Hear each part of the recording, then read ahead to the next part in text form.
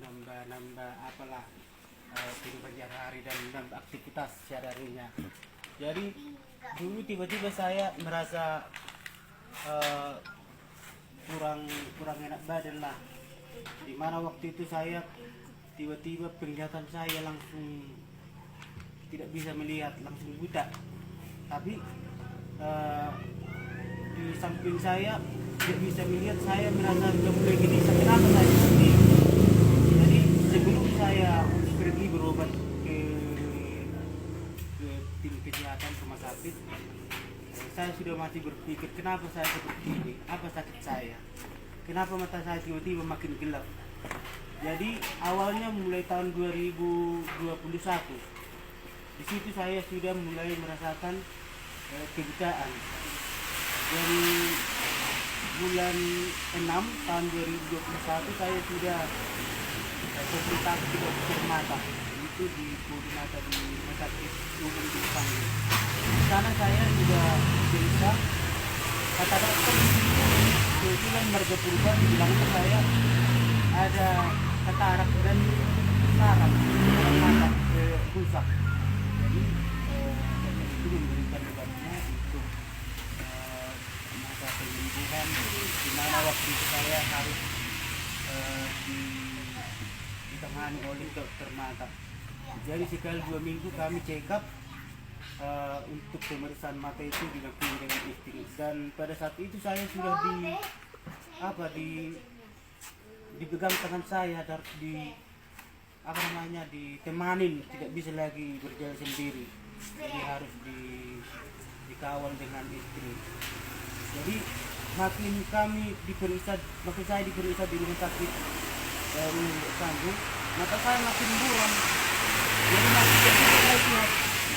Jadi kenapa saya sudah mulai putus asa dan gelisah, kenapa saya seperti ini? Dan dokter mengatakan ini sudah makin banyak sakitnya, sudah makin kombinasi, makin ditakut-takuti saya waktu itu. Jadi saya tidak berpikir kenapa mana lah ini nantinya, saya nggak bisa lagi apa. Jadi saya minta dirujuk ke Medan.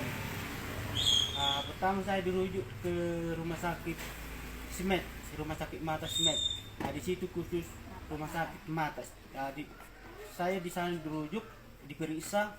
Di sana ada pemeriksaan sampai 8 kali, mulai dari tes darah sampai MRI mata, ada MRI mata, bahkan di scan. Hasilnya nihil. Bahkan dokter di sana mengatakan matanya bagus, tapi kenapa nggak bisa dilihat? Kenapa nggak bisa melihat? Jadi itu pertanyaan dokter. Saya jadi bingung. Kenapa jadi seperti itu? Saya juga nggak tahu. Kenapa jadi dokter menyamakan kepada saya? Karena saya yang berobat di sini.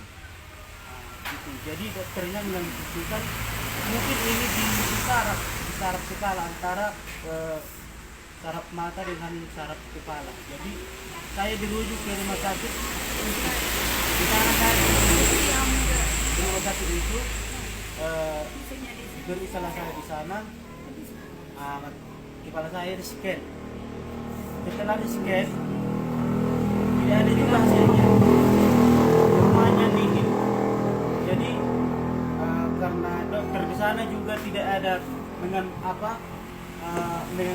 menemukan apa sakit saya, mereka merujuk lagi ke Adam Malik. Di sana saya dirujuk di rumah sakit Adam Malik.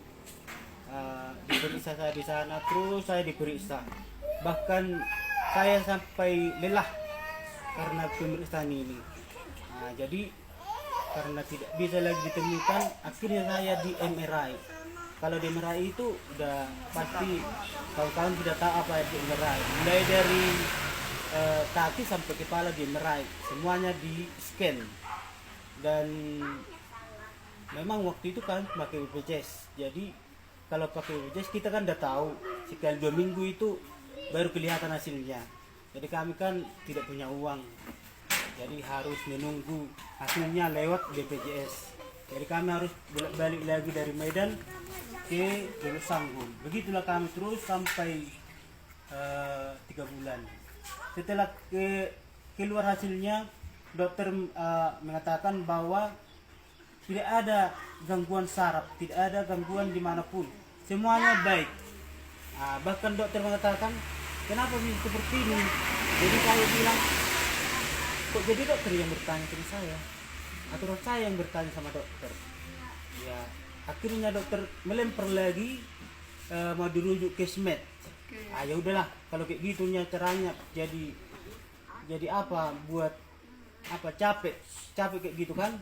Jadi akhirnya saya bilanglah sama istri saya, mak kita pulang aja lah, kalau kayak gininya caranya nggak ada gunanya lagi. Sampai kami pulang di Dok Sanggul, saya sudah mulai putus asa, tidak tahu lagi mau apa, bahkan sampai nangis. Gimana lagi lebih aku cemburuh, saya semua saya kelumit. Kenapa saya seperti ini? Anak-anak saya masih kecil, masih paut, tapi aku harus alami seperti ini. Itulah Tuhan. Cepat saya bagaimana lah, saya bilang mau bunuh diri lah. Jadi untuk apa saya hidup?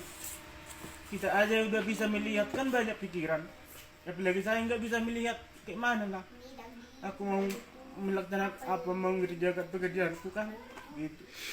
Jadi saya sudah pasrah di rumah aja lah. Tapi datanglah orang yang saling memberi apa, pendapat sama saya. Ayolah kita bawa berobat apa lah ini.